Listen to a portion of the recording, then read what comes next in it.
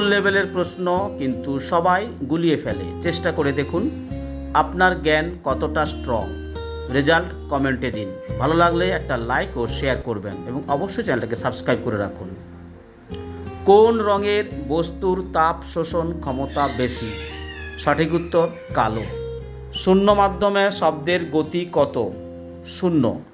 বায়ুর চাপ মাপার যন্ত্রের নাম কি? ব্যারোমিটার। সময় নির্ণায়ক যন্ত্রের নাম কি?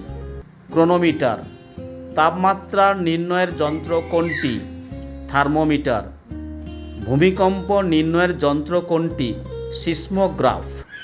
জন্ডিস কোন অঙ্গটিকে আক্রান্ত করে? যকৃৎ।